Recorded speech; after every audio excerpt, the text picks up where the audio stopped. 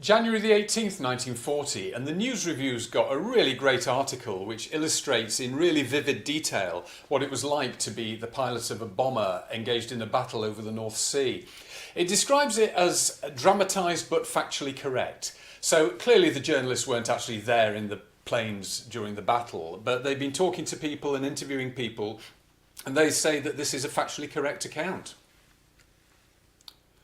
For sheer daring, the RAF's long-range peak at eastern Germany last week, including at Hitler's weak spots at Vienna and Prague and his alpine chalet at Berchtesgaden, will take some beating before the war is over. Not so spectacular, but every inch as dangerous, was a North Sea air battle in which British bombers knocked aside nearly twice their number of Messerschmitt fighters.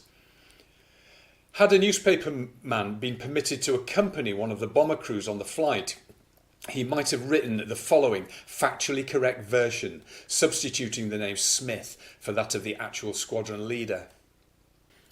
Dawn raid. 10 minutes to go.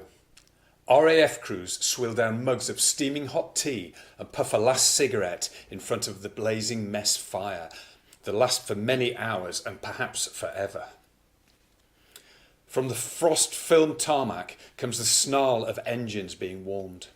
Groundsmen are checking controls and motors, loading ammunition aboard. Squadron leader Smith and his 40-odd men troop outside. Grouping into fives, the crews clamber aboard their machines. Smith and his second pilot-navigator swing up between the two engines into their control cabin. Behind them sits the radio operator, ready to take over a machine gun should trouble start. A highly trained bomb aimer and machine gunner squats in the nose. Another gunner crawls down the fuselage into the rear turret. Every man is swathed from head to foot in the warmest clothing that science can devise. Leather, fur and silk combine to keep out the cold. A heavy wire leads from the suit to an electric socket to provide artificial warmth if necessary. Oxygen masks are ready to be clamped on.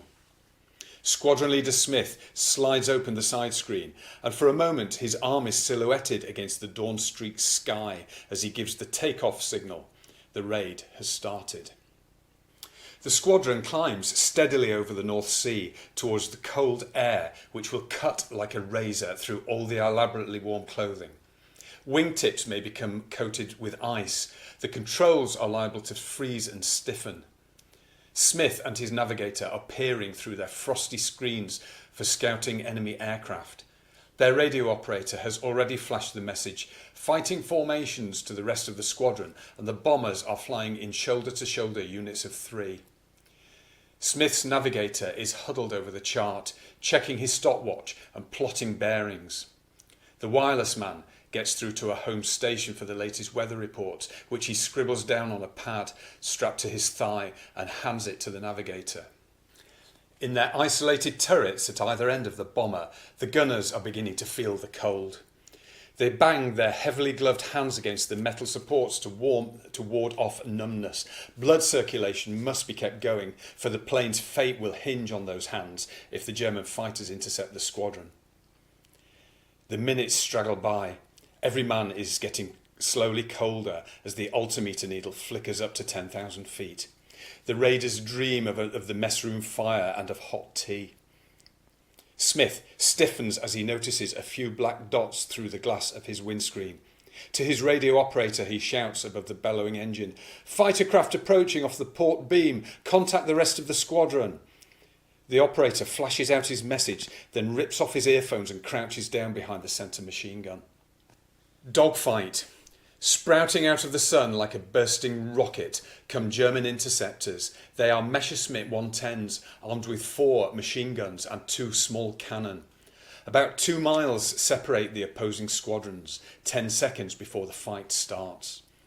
Smith's forward gunner gives his hands a few more warming thumps, then gripping the butt of his twin machine gun, sights it on the leading Messerschmitt and sends a long-range burst rattling towards it. Another 4 seconds and the 2 squadrons will be at grips.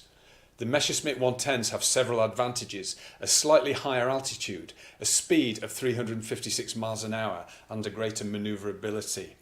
They will do their utmost to break up the bomber threes and then attack each individual machine. But the British pilots will take a lot of unsticking. They have a 3-to-1 better chance if they can hold their formation. Picking out Smith's flight, the Nazi squadron leader dips to attack with 3 other fighters. A sheet of lead lashes out to meet them as the British guns counter-attack. For a second or two, bullets smash through fuselages as the planes flash past. One bomber has been disabled. As it falls astern, a bunch of Messerschmitts spring on it like wolves. With guns still flaming defiantly, it crashes into the sea. Fighters and bombers now manoeuvre for a second clinch. Wheeling around, the Messerschmitts use their superior speed to climb over the raiders, then swoop like hawks.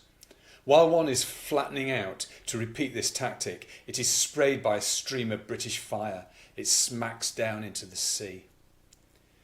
Inside their power-driven turrets, the RAF gunners, perhaps having their first sample of action, keep up a steady fire. Flying in arrowheads of 3 at slightly different levels, the bombers can splay a tremendous hail of lead in any direction. Nose or tail attackers get the benefit of all 3 forward or rear gun turrets. Fighters, curving to attack from the beam, offer a target for the 9 gunners of each unit. For 30 minutes, the Messerschmitt 110s tear at the British squadron, trying to prise apart the compact flights. 2 fighters are badly damaged by the gunfire and have to retire. Another makes a forced landing on the Danish coast and has its crew interned. Jolted, the Nazis turn tail, leaving the bombers to continue their reconnaissance work. For another 150 miles they ply forward. Squadron leader Smith's radio operator leaves his machine gun and takes up his earphones to report the action to Bomber Command Headquarters. Another message is flashed to the rest of the squadron, instructing it that the raid is over and ordering about turn. Some machines have been badly damaged by enemy shell and machine gun fire. Strips of wing fabric flap in the slipstream and navigation is doubly difficult. There may be casualties, gunners and pilots with bullet wounds which need immediate attention. Back across the dreary North Sea, the squadron wings. The coast is reached, then the familiar airfield from which the bombers climbed off a few hours ago.